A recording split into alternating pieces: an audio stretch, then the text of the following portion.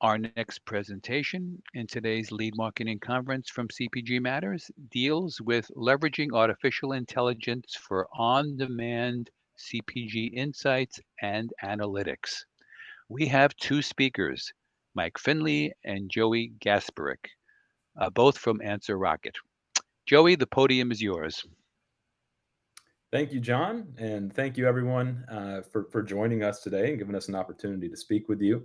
As John mentioned, my name's Joey Gaspierik. I'm an enterprise account executive here at AnswerRocket, and I deal with all things global enterprise accounts for our company and interface with our customers on a daily basis, and have been for the past 6 years. And then I'm joined by Mike Finley. Mike, if you want to introduce yourself. Absolutely. Thanks, Joey. Mike Finley, co-founder and CTO of AnswerRocket. And in this case, that means I get to be at the forefront of a lot of really interesting technology to talk about today. Yep, we're lucky to have Mike with us today because he can help us understand all of the things that are coming with ChatGPT and the integrations with augmented analytics and tools like AnswerRocket. And what we do at AnswerRocket, really our mission has always been, how do we make it easy for business users to get insights? It's been traditionally very hard to do that, and we're trying to make that much easier, and we have been over the past 10 years or so, but starting to get even easier with these integrations with things like GPT. We have we're agnostic from a vertical of who we work with, but we have a heavy footprint in the CPG space. You can see some of our clients listed at the bottom of the screen. And what we want to cover today is really sort of the traditional approach of augmented analytics and what AnswerRocket has done over the past several years of helping users get to these insights. But then with GPT technology, how does that change things? How does it make it even easier? And we're going to show you a couple of demos, and you'll leave here having a vision of what we've done and what we are doing and where we are going. And where the space is going. So it should be an exciting conversation for you all to see some of these examples. And like John said, please ask questions as we go. I want to start off with a poll. The first poll we have here is around GPT enabled solutions. So let me go ahead and bring this survey up, poll one. And is your company using or planning to use GPT enabled solutions? Please select one response, and I'll go ahead and wait for the results to come in. Please select something so we know a little bit more about what the audience is doing.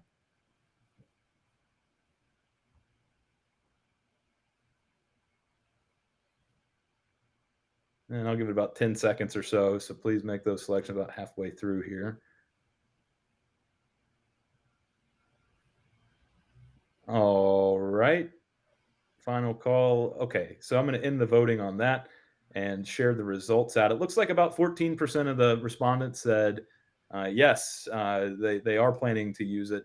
Not yet clear on what they are doing. 5% said yes, we are using it for one or more specific use case. And then about 40% of the folks said no, we don't currently plan. We're waiting and waiting to see what will happen, which is kind of in line with what we've seen as well in terms of the conversations that we've had.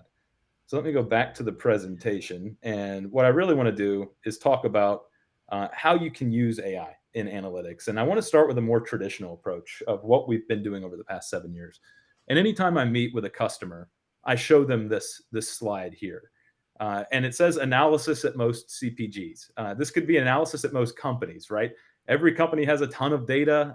It's in a data warehouse. It's disparate. It doesn't really matter. You have a lot of it, and you're accessing this data through Excel spreadsheets, through massive pivot tables, through dashboards, a combination of all three of these. And what happens is you really follow the big red numbers on those things. You look for those dips. Sure, there's spikes too, but we're really interested in the things that are not going well. We want to dig into those, and when that happens, a business user is going to say, well, I need help answering this question. It's very hard for them to answer it in that Excel spreadsheet. So they tag an analyst, and that analyst goes off on what we call the vicious cycle. They go and grab data, put it into a presentation, bring it back to that user, and one of two things happens. Either that's not really the answer that I was looking for, or the question that I asked, so try again, or you did a really good job of answering that. Now I have 5 more questions, and that's why we call it the vicious cycle. And this is sort of constant at every company that we work with. And what that looks like at a high level is everybody on this call works for a consumer goods company, right? You sell snacks or beverages or paper products or something of that nature, and you're an expert at doing that, right? But you're spending all of your time digging through the data, trying to find insights, trying to find that aha moment, that nugget that can help you take the right action in the marketplace. And then you only have about 20% of your time left to be that expert that you were hired to be, right? And then everyone goes, well, we already have self-service. Why do we need anything else? But that self-service, as you can see here, it's a small fraction of solving that problem. And then it gets into that vicious cycle that we talked about. So what we're doing at AnswerRocket is flipping this on its head. We're saying, how do we use AI and machine learning to automate the answers to the questions that the business teams have, so you can spend less time digging through that data and more time being an expert, more time driving strategy, more time taking action in the marketplace. And then the real kicker is, how do you do this truly with self-service? How do I do this so when a business user has a question, they don't have to call an analyst. They can answer it on their own. And this is, again, going back to our mission statement, what we've been setting off to do over time. And our approach is pretty simple, right? That data source where that data lives, we connect to it. We integrate with different data science models as well. So a user can start asking questions similar to whenever you're asking Siri or Alexa a question. You can just type it in your computer and say, hey, a simple question. What were sales by month for a specific brand in a specific market, right? You get an answer back with visualization and insights. But thanks to these different models that we integrate with, you can get into the more complex question. Hey, what's next month's forecast? Or what's driving my market share? Or who's winning, who's losing, and why? What are the big drivers of a specific metric? These are the types of questions that our users can ask, thanks to the approach that we have from an augmented analytics perspective. So what I want to do is say, you're probably, well, how does that work, right? So let me put sort of a demo in front of you of what we've done historically, so you can see how our users have been interacting with AnswerRocket. And I'm just going to use a simple demo environment that we have here. It's some Nielsen syndicated data on the pasta category in the US. I could sit here for an hour and show you a lot of really cool things with AnswerRocket, but what I'm going to focus on today is just a simple user experience of asking some questions, getting some answers and some insights using what we call our Explore functionality. So again, I'm connected to this data. I'll start typing questions like, what were sales and market share? And in this case, I'll pick Ebro Foods pasta by month, right? And now when I ask this question, what AnswerRocket does is it picks apart the words in that sentence that are important. It passes this query through to the underlying database and brings back a visualization along with insights. So you can see my market share in red, my sales in this sort of purple color here. And then I get insights. So for sales, I can see things like my summary and what was the growth over time, any trends, the CAGRs being calculated, any streaks, as well as outliers, whether they're dips or spikes. And then it does the same thing for market share. It's really just interrogating this data, looking for at the shape of the data. And if it finds any of these things, it's pointing them out to the users automatically. This is all out of the box functionality with AnswerRocket. You can get to different types of visualizations in the solution. You can customize some of the colors and chart types and things like that. But really the value prop's all around getting to answers fast. The other thing is you can see that I can interact with this chart. I'll click on the most recent month's market share, for instance, and say, let's drill down. As granular as I want to get, in this example, I'll show you pack size. And you can see that the 16 and 12 ounce were really the top two. And it's even saying, hey, they're both 6 times larger than the average of all other base sizes. Now, another example is showing how do we get to more complex answers. So looking at things like, for an example here, I'll show you what are the market share projections for Ebro Foods, say with that pasta. And in this example, when we run a skill like this, where I'm looking at projections, we're actually running 7 different forecast models. We don't have our own sort of algorithm out of the box. We're just using some of the most well-known forecast techniques that exist. And we're just trying to show what's happening, right? So if all else stays the same, what is this trend over time and what will continue into the future? And you can see that it's chosen a seasonal linear forecast here to sort of help predict the future a bit. But it's also doing some interesting things here where it's pointing out outliers, right? So basically, where have things spiked or in the most recent months dipped, and it's so low that it's below the trend, right? Below the model here, below the sort of the worst case scenario of what we expected. So it's a problem, right? In today's day and age, if I said, why did this happen? an analyst would probably say, give me a few minutes or give me a few days. It depends on the question, and they'd come back to you. But with AnswerRocket, I can just click on this point, and I'll use another skill that we have called KPI drivers. And in this case, it's just saying, all right, I have market share. I've got a number of other metrics in this data set that explain and decompose market share. And really quickly, I can start to tell the story about why am I losing? Well, first thing I can see is the market size is actually growing faster than my sales. So that's the big story. I'm just growing slower than the market. But why, right? So then as I follow the left side here, it's easy to see the red boxes. It's a volume issue, and it's predominantly this distribution. So my TDP is down about 8% year over year in this case, and it's a 98 basis point impact on the 139 basis points that I lost from a market share perspective. So quickly, I'm able to get to the hey, why is this metric down? And then another skill we have where we look at the entire market and say, let's look at a market share analysis for the entire pasta category. And I want to look at that by manufacturer and pack size. And I'm going to look at this in P2 2021 as an example month. Now, this is a very rich skill from a sort of a fact perspective. I've got a lot of information on this screen. First off, AnswerRocket did what I asked it to do. It said, all right, here's your pasta category. Here are all the manufacturers that make this up, and it's listed in order of who owns the most share. Now, from left to right, I've got momentum periods. I've got a lot of information up here around my sales, my share, my volume change, velocity change, distribution, price index, average price.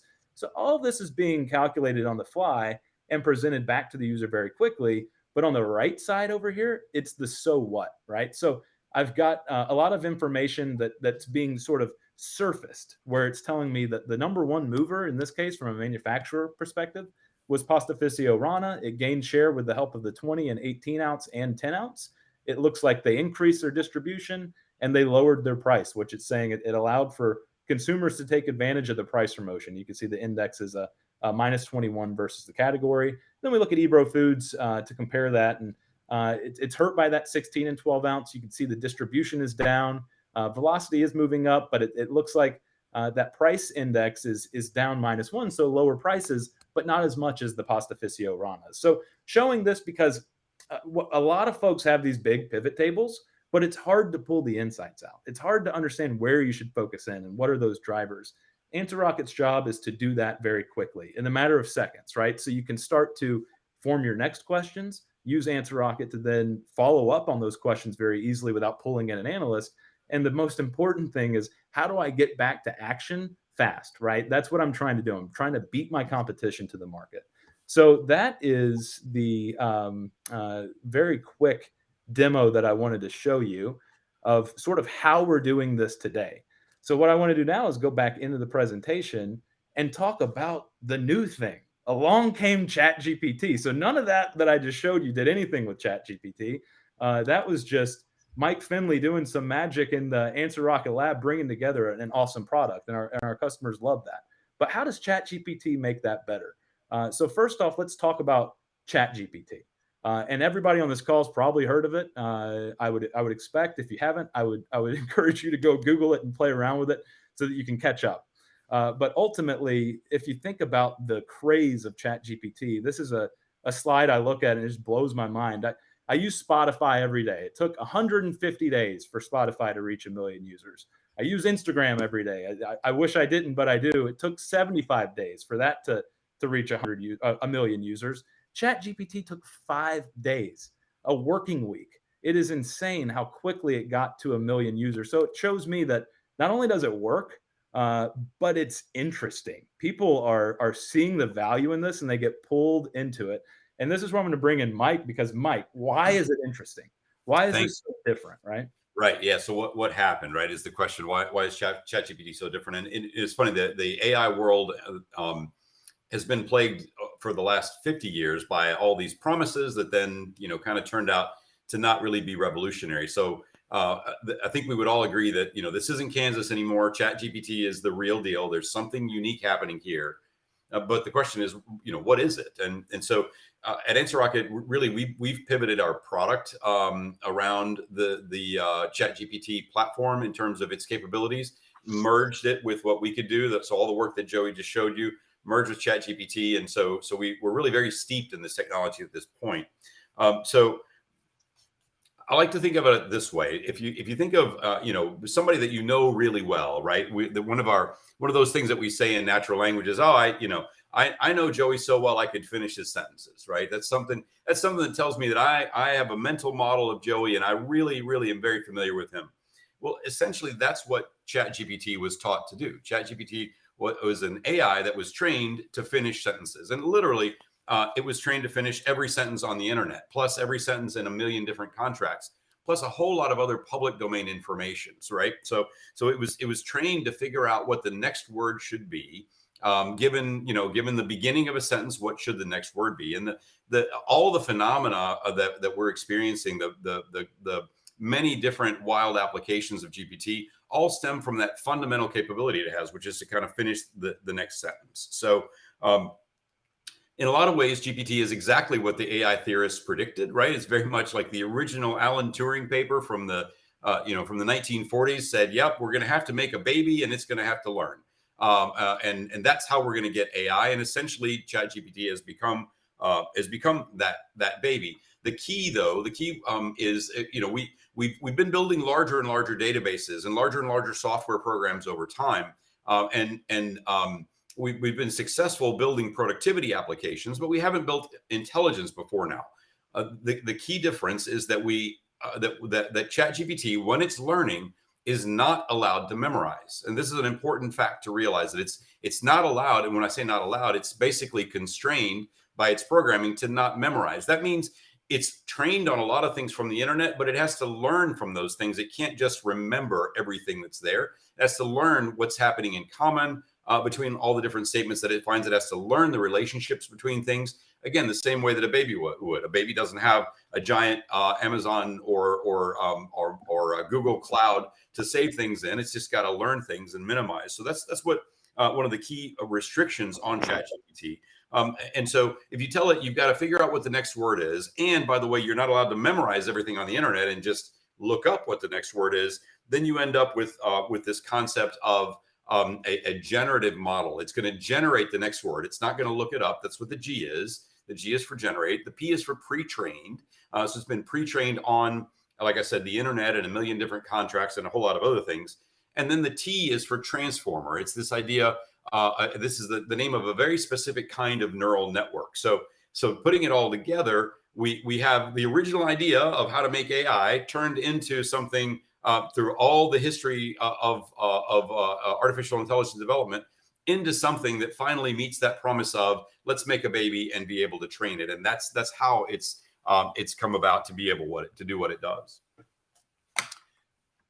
Let's see. So what is it that it does? Well, in all the use cases for ChatGPT, it starts with a prompt, right? It starts with some sort of a message, and it's going to, like I said earlier, it's going to fill in the blank, right? It's going to tell us what's next in that sentence. And so on one hand, we have to realize that the really cool thing here is that it's solving problems that don't have a specific answer, right? We got really good at saying, turn the heat on when the temperature is below a certain level, right? That kind of threshold problem. Send me an email when this certain condition happens in my data. But we could not, before something like ChatGPT, for large language models, we couldn't do something like what we're showing.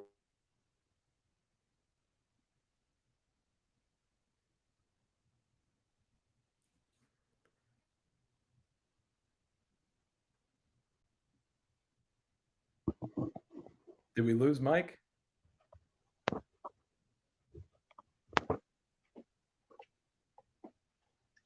Ruh-roh.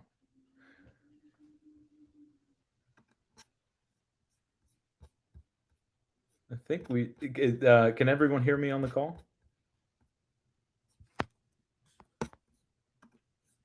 John, can you hear me? Yes, we can hear you, Joey. I think Mike has dropped off. Maybe you can pick up Joey. Yeah, I can pick it up, and we'll give Mike a. The good news was Mike's slides were, at least for now, we're sort of coming to a close. So what he was starting with is you can use GPT requires a prompt, right? When you go in there, explain like I'm 5 years old, or write something in the form of Dr. Seuss. So it's this, whenever you play with ChatGPT and the technology, you see just how sort of innovative it is. And it's almost like magic. I remember the first time I used it, it was like magic. But if you can harness this from a business perspective, then you can really gain competitive advantage. And what other companies are starting to see is just that. If we can be first here, so it's interesting, whenever we saw on the survey, everyone's talking about, let's just wait and see. You might get left behind with that sort of mentality. And I say that because if you can find a way to use this and leverage it in your business, you will get ahead. You will find ways to get competitive advantage. You can see Unilever, Coca-Cola, Carrefour really leaning into the tech, right? They're starting to see ways that they can use it, and they know that if we can learn now, even if some of these projects fail, then we're getting used to the technology. And I think that's what's really important. But the hard part is all the noise that's out there. I bet everybody on this call probably got an email during this webinar session from some sort of vendor talking about how they're integrated with ChatGPT. And you can see here all of the generative and conversational AI companies that are out there. And it's a lot. It's a lot of noise. Which one do I need? And how do I use these? And what kind of problems can they help me solve? So it's very difficult to really narrow that down. And that's when we get into our second poll question. And I want to open this up and say, all right, let's look at, and let me bring this poll back up.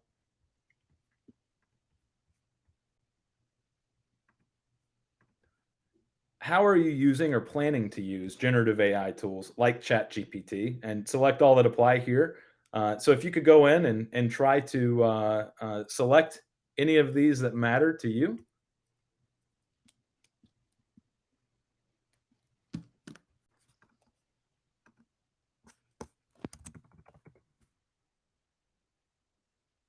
And I'll give everybody a few minutes. And it looks like Mike is back, John. If you could admit him back to the presenter role, that'd be great. Okay. And while we do that, I'll give everybody a few seconds. There you are, Mike. Sorry about that. No worries, man. And it looks like everybody is, at least we got enough. So I'm going to end the voting and share the results out. And it looks like the bulk of everyone said, well, we had a tie at 26%. Analyzing data for insights. I like to hear that. And then generating ideas. Let's see, what was third? Creating graphics and art. Yeah, that's a really cool one. You see a lot of awesome use cases around that. Producing marketing content. Yep.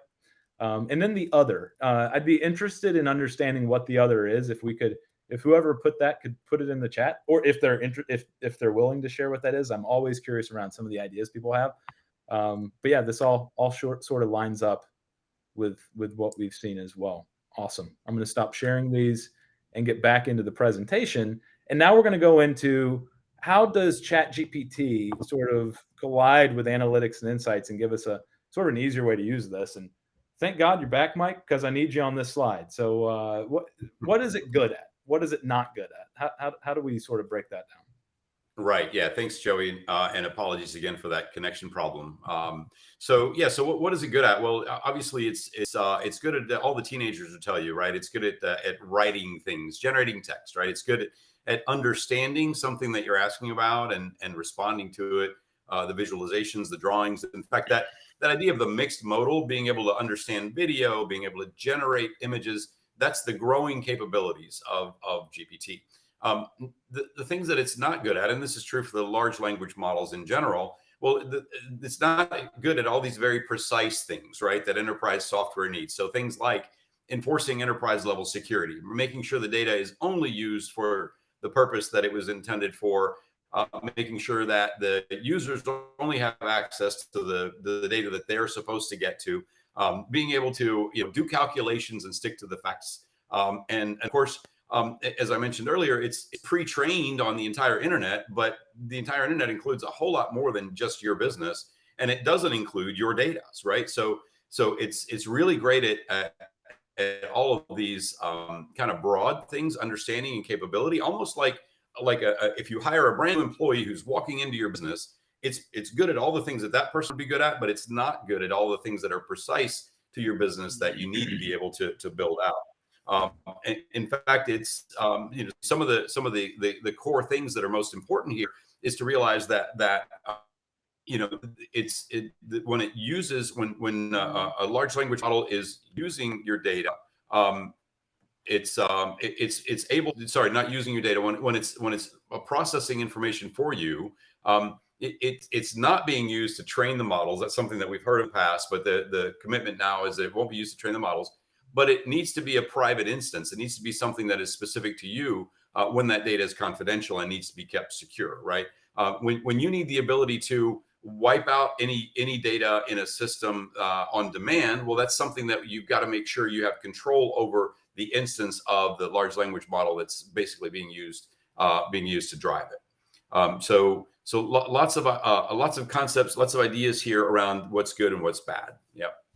So this is where we get to the concept of the powerful combination, right? So you've got the large language models that are ready for the enterprise, right? What does that mean? Well, that means they're pre-trained on the internet and they're private for you, right? This idea of the private instances, that's that green circle. But kind of out of the box, again, they're just trained on the internet and they don't really know your business. They'll keep your information safe if they access it, but they don't really know a lot and they can't really be very precise.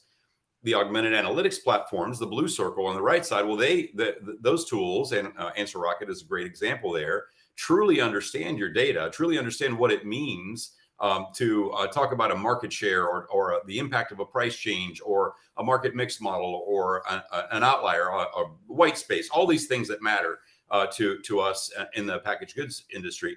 And so what you got is the intersection of these two things, the blue circle and the green circle, where things come together. So now if we can use the power of that language model to understand the question, to understand the conversation that's happening with the user, but use the power of the analytics platform to bring in the precise knowledge and calculations and insights that'll respond to it, use the enterprise large language model to essentially narrate the story, to tell the story in a compelling way that is persuasive to people, but relying on facts that are checked by the augmented analytics platform. So we avoid those key problems that happen out there with the language models by themselves. This kind of 1-2 punch between these two components can really lead to an ideal of both situations, right? Suddenly you have an augmented analytics platform in terms of all the deep capabilities that your business needs, and it's made more friendly and intuitive by this language model that's working in tandem with it. And whenever I bring it back to what it means for marketers, right? And going back to the vicious cycle slide that I showed you, oh, there's a problem. Let me pull in an analyst and wait, or let me pull in an analyst and wait so long that I'm ultimately going to have to guess. Gone are those days in this world where you bring augmented analytics and large language models together. Imagine when you have that question, you can ask it. You can go into this platform, no learning curve. It's just like you're chatting with an analyst on your team. You get insights back, you get visualizations back, you get answers back. It gets smarter over time, just like the analyst on your team. The longer you work with them, they, just like Mike said, they can start to finish your sentences, right? So this is the world that we envision with the combination of augmented analytics and large language models. And then also it's the types of knowledge that you're able to tap into. It gets really interesting. And we're going to start seeing more of this over time. But historically, we've been living in database tables, spreadsheets, reports, dashboards. This is where analytical tools have really lived. And this is just sort of what we've been constrained to. And it's not all of the knowledge in your company. I talk to customers all the time. Well, this gets me about halfway there. Then I got to go pull in my sort of surveys and different studies that we've done and go search through all these articles to put together the full story, right? Well, with GPT and with the sort of this new technology and new capability and innovation, it's all open, right? Generative AI can help us get information out of our entire knowledge base quickly, right? And not just pointing you in the direction of that PDF that helps explain, what's going on in a specific market where you're losing share, right? But also generate the insights out of that article and say, here's where I found these insights and here's the conclusion that I've made about why you're losing share in a specific market. Just to say this is more future facing, but it's absolutely in the ballpark of this type of technology. And what we're building and what we've been talking about, this combination of AI and augmented analytics and large language models, meet Max. This is the product that we've been working on for the past several months. And think of Max as an AI assistant for your analysis. When you have a question, you chat Max. Max is available whenever you need Max. Max is connected to your data, so he understands different business concepts. Max is skilled in advanced analytics. So not just, hey, what questions or what happened to my market share? You can say, why is something happening? What are the big drivers of this change? What's going to happen next? And help me predict the future. This is what you get with Max, but not just getting simple answers. You're spinning your raw data and your facts into insightful narratives, into a narrative that can be a complete answer that helps answer the question, but more importantly, and I keep saying it, helps you get back to action, right? That's the important piece. How do you go from question to action faster? And that's where Max comes in. So you ask a question, Max researches across the different data sources and knowledge articles that exist in your company, and you get an answer in plain English along with a visualization. So let me show you a couple of quick examples of what I'm talking about here. And let me make sure yep. So you should be able to see my screen here. Mike, can you give me a, Yes. Yep, cool. You got it. So if you're familiar with GPT, then this should look fairly similar. It's not far off from the GPT interface, the ChatGPT interface. And I'm looking at the same data set here, the pasta data set. So instead of asking a lot of questions, I'm just going to say, how did pasta sales do over the last 12 months? And what Max is going to do is Max is going to interpret this question. Max is going to find the right skills, the right ways to answer this question. Max is telling me what I'm looking at in terms of, all right, I'm looking at sales and pasta and a date range. And then Max is going to do his best to answer this question for me. So we'll give him Max a couple of seconds, see what he comes up with. So here you can see an article that's been generated for me where I get a headline that pasta sales increased about 16.8%. It looks like Giovanni Rana, Private Label, and Barilla were leading the way. So those are the top three manufacturers.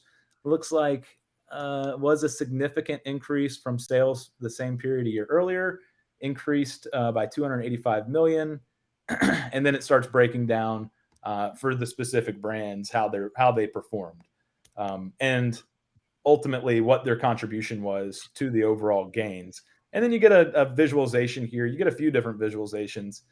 This one showing you the different brands and how they performed. In this case, it's trending those three brands over time. And then again, just sort of trends the category over time, looking at how it performed in that time period. So I get a lot of information in a single question. I get visualizations to support that, and then I can follow up and maybe ask a question like, what were the drivers of Ebro Foods sales in March 2023?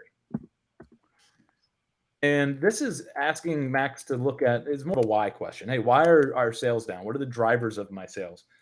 So again, invoking what we would call a rocket skill in our world, which is basically one of those data science routines that understands how to go gather the right data and how to present it back to the user in form of insights and also visualizations to tell you, hey, why are we losing or gaining sales?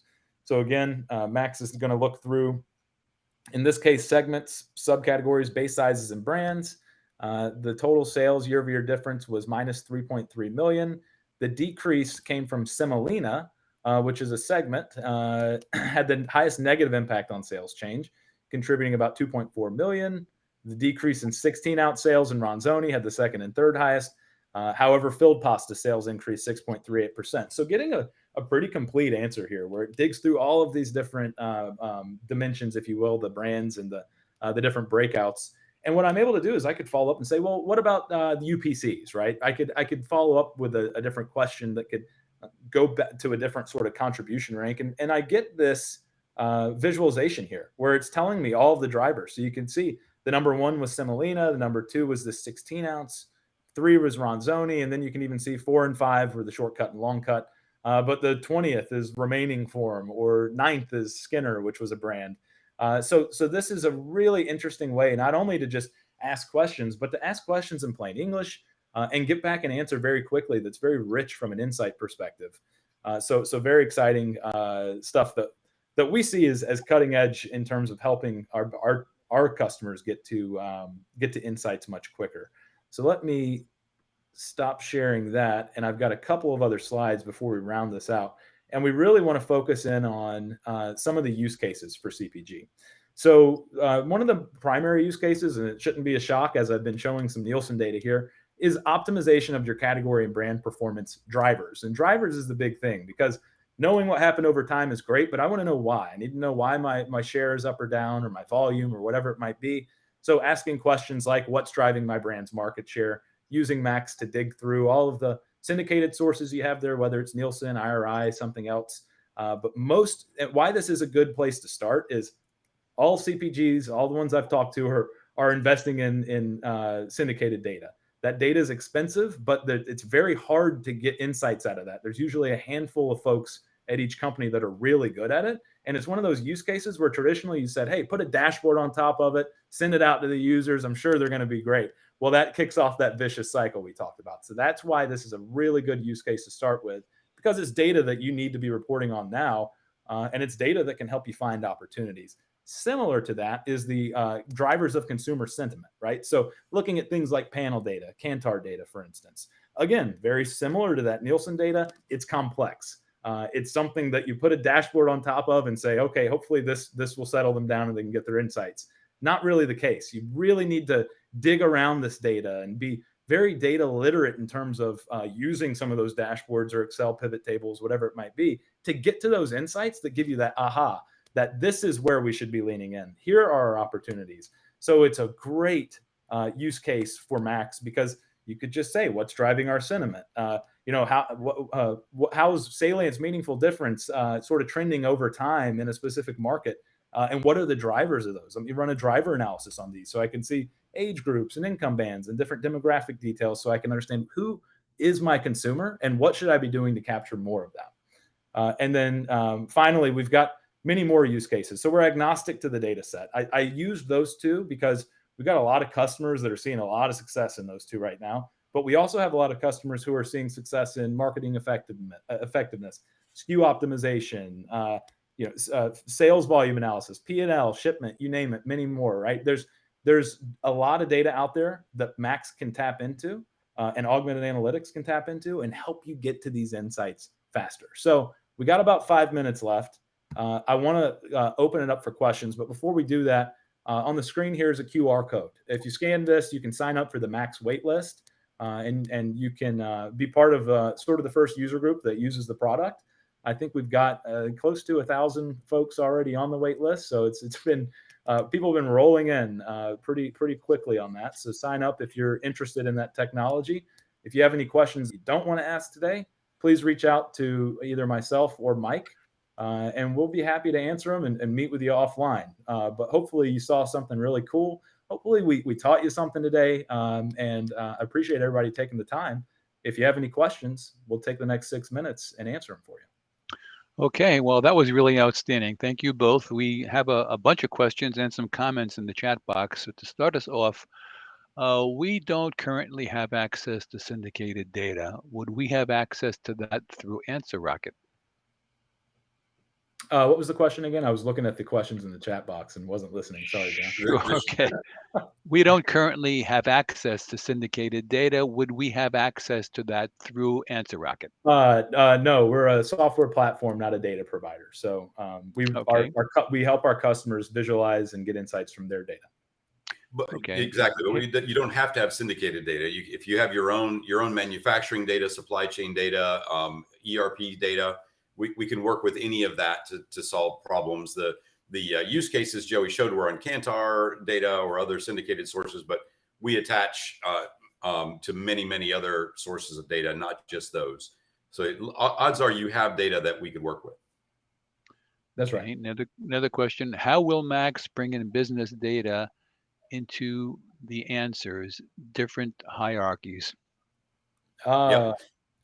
So go ahead, Mike. You take that one. Yeah, absolutely. Yeah. So we so basically lots of different hierarchies is kind of the bread and butter of the AnswerRocket solution, because we are deep in this industry and we run into it all the time. The way that AnswerRocket brings that Max brings that data in is based on what the user is asking. We determine using the language model. We determine the specifics that they're asking about. We turn that into a database query that retrieves those facts. Then we write insights about those facts, and those are fed into the language model for the final answer. So the short version of it is we assist the language model to get the information it needs, and it provides the answer. Okay, we had a comment in here, I guess directed to you, Joey. Other could mean creating first draft content, sales letters, etc., but with very close human oversight. I guess you asked what does other mean. So there's your answer. Got it. Okay. All righty. Another question. Ability to fold in unstructured data sources is a key advantage. What about natural language queries for decision makers? Yeah, and I think James then followed up, Max introduced as I hit send. So Max is that, right? Where and I think we all know decision makers, they have great questions, but that it's hard sometimes for them to ask them, especially in computer speak, right? And get very literal with metrics, dimensions, time periods, all of those things. So Max is the answer to that, where you can just say, why did we lose sales? Why is our volume down in Bulgaria? And I'm just sort of making something up, but that's how a decision maker talks. That's how Max expects you to talk. And that's how Max is going to take that question and answer it. Okay. Here's a long question. How can companies navigate the data security concerns with ChatGPT? How do I ensure my company data isn't being used to train the model and that others will be able to access my company info? Yeah, probably the most common question that we get. Mike, I'll let you just sort of talk about that if you can. Yeah, absolutely. Look, so the providers of these language models have in the terms and conditions of their uses, they tell you what's going to happen with your data. These are reliable companies with a lot of depth to them. In the case of ChatGPT, it's being hosted by Microsoft Azure. If you go online and use ChatGPT like the teenagers do when they're writing their term papers, that's ultimately going to a Microsoft Azure warehouse or basically cloud provider. If you work with Microsoft to get your own instance, a private instance of GPT, it's going to be in that same Azure environment, but it will be only for you. Either way, the terms are spelled out well in their documentation. So ultimately, if you have if your enterprise has private data, you want to ensure that it's not being used, that it's only for you, that it's not being used for anyone else, that you can destroy it on demand, and all the things that kind of go with normal data governance. Then basically the fine print on the agreements with the cloud providers is where you need to turn. What you'll find is that in the case of Azure, if you would be willing to store that data in an Azure database, then you have roughly the same assurances if you send that information or interact with that information through an instance of GPT. Prove that for yourself in your relationship with your cloud provider. But roughly speaking, if you'd be willing to have a private cloud instance on Azure, then you have the same assurances on the use of the large language model. And so basically, don't use ChatGPT. Don't upload your data to ChatGPT or anything like that. Use the enterprise API, and that's what we leverage whenever we're working with our internal stuff and also with our clients. Okay. Next, how can my company experiment with using generative AI for analytics? How would we get started? Well, the easiest way is right underneath my name is my email address. Just send me a note. We can help you get started. So I'd say that's probably the easiest way to do it. But if you ask me, I would say ask ChatGPT the easiest way to get started. You might get a better answer. But we've got a way let me put it this way. We've got prospects, we've got customers who are getting their hands on the technology now and experimenting with this in several different use cases. So if it's something your company's trying to do to look at analysis, leveraging this type of technology, find companies like AnswerRocket that can help you out. Okay, next, where do you think the tech is? Should most companies be waiting until it matures? Mm. Well, Yeah, that's a great question. So the short answer is no. In other words, it's going to get better, but it's already past the tipping point of productivity. And anybody that's building software around it is going to be adapting to those new changes as they come along. So now is the time. Now's the time to strike because of all the advantages that it offers, and the tech will change even very fundamentally as we go forward. But the software that uses that tech is going to keep and stay current with it as it evolves. So this is the time. I've got Joey, a strong opinion on that. If you're waiting to use this, you're going to get behind. Okay, well, that's all for questions. And thank you both. That was fascinating. And I thank you both excellent presentations. Thank you. John, thanks everyone else. And hopefully we talk with some of you soon. Have a great day. Absolutely. And to continue the conversation with Mike and Joey, their emails are on the screen. You can check them out. And I'm sure they'll welcome any kind of queries or comments from you. Thank you very much.